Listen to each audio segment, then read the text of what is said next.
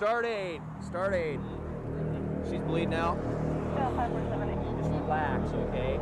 I got aid coming for you guys, all right? What's important to know for Native Americans in this country is that motor vehicle crashes are the #1 or the leading cause of death from ages 1 to 44. So regardless of any of the other issues, we know that motor vehicle crashes are a very critical issue, public safety issue in Indian country. There are a lot of run-off-the-road crashes, not only on the reservation roads, but all the county and the rural roads. People have run off the road, and invariably they get thrown out of their vehicle because the vehicle rolled, and without the seat belt, they were killed.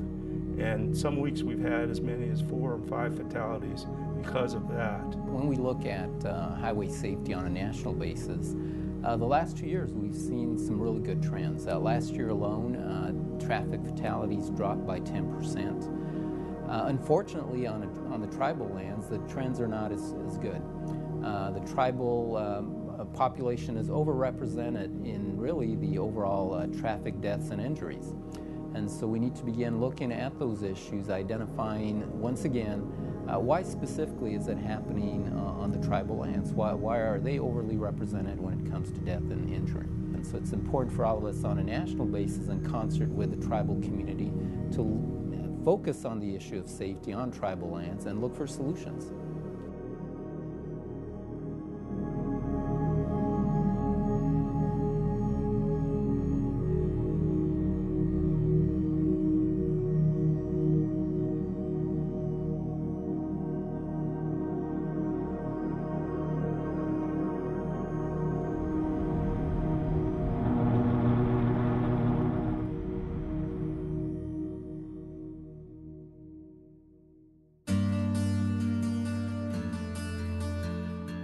Rumble strips, when they first started being used, were typically on asphalt shoulders. They were rolled into the pavement by welding bars onto the wheels of the rollers.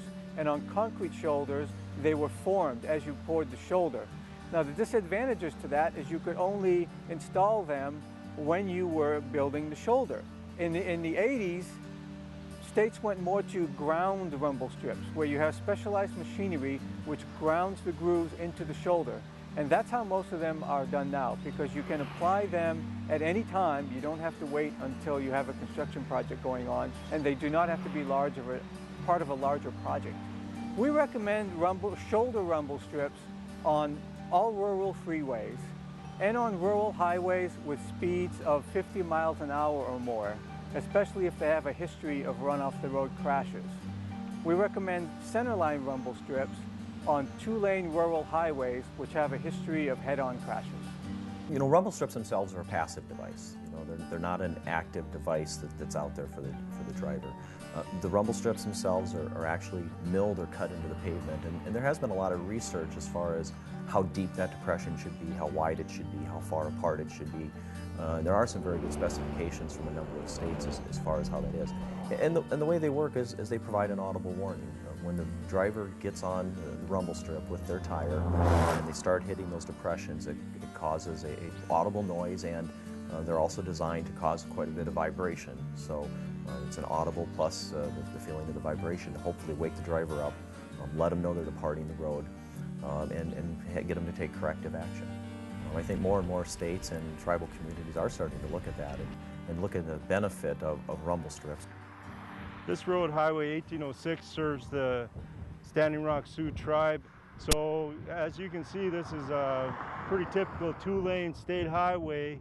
It's not overly wide or anything like that, but yet we are able to have rumble strips on the edge line of the road, and we also have those the rumble strips on the center line of the highway.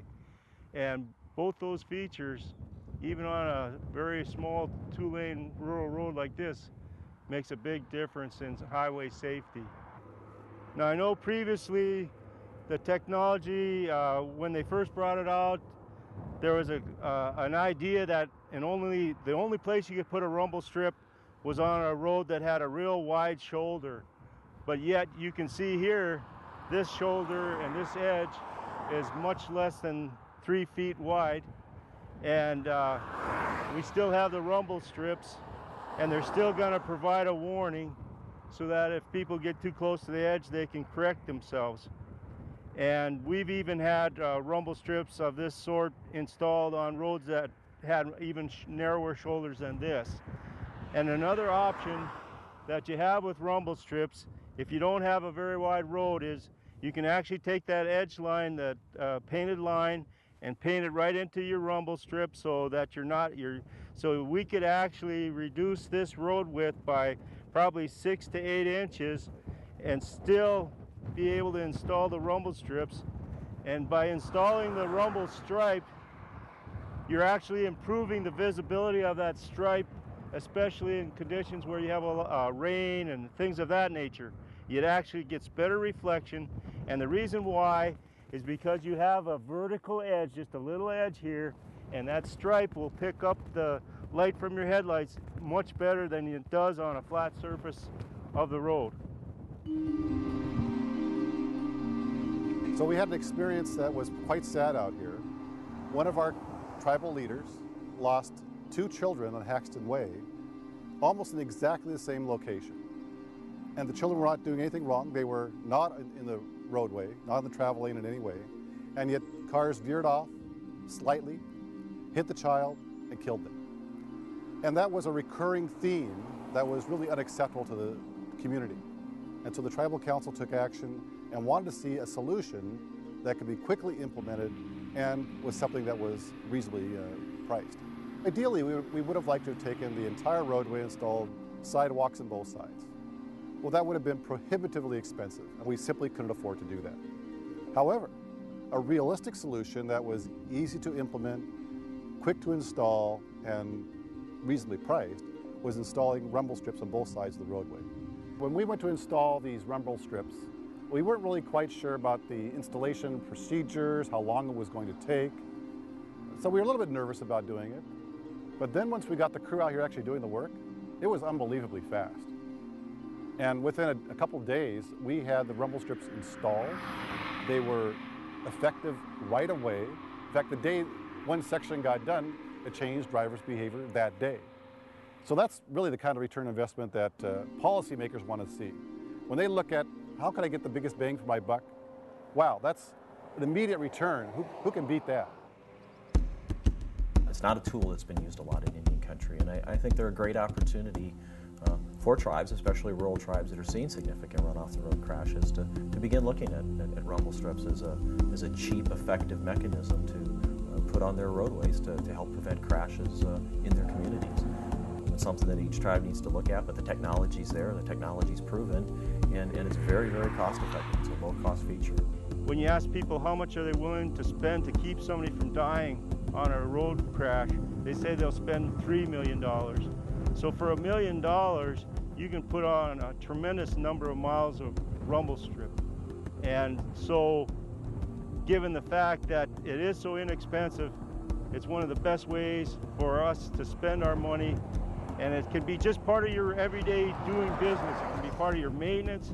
It can be part of your construction or reconstruction projects, or you just make it a special safety project.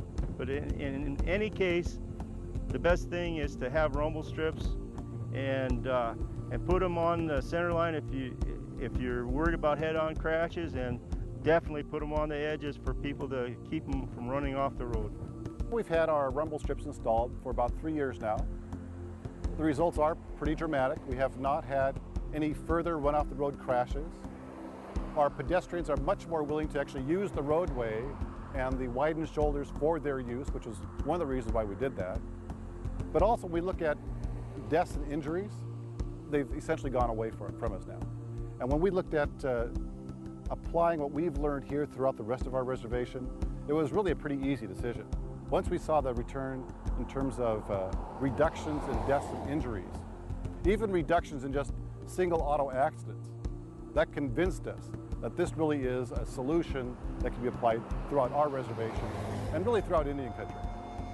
I've been approached by a number of elderly people as well as young people. In my capacity as transportation planner, we hold public meetings. To hear them thank you and ask you could you please make our roadways safer? We're grateful for the work that you are doing in saving my family's and my loved ones' lives, and we're grateful to you for what you're doing. We know it's a struggle. To hear that from the elders and from the young people really makes it worth everything. As a planner, as an engineer, you are developing infrastructure that has a major impact on the traveling population. And so you really, at the very fundamental level, are responsible for the safety of that traveling public. And so you should take that to task. Make sure you implement safety components into all of this. We have to work together. We have to look at these challenges and come up with solutions that all of us can live with, literally live with, and that the public really will be safer out there in the long term.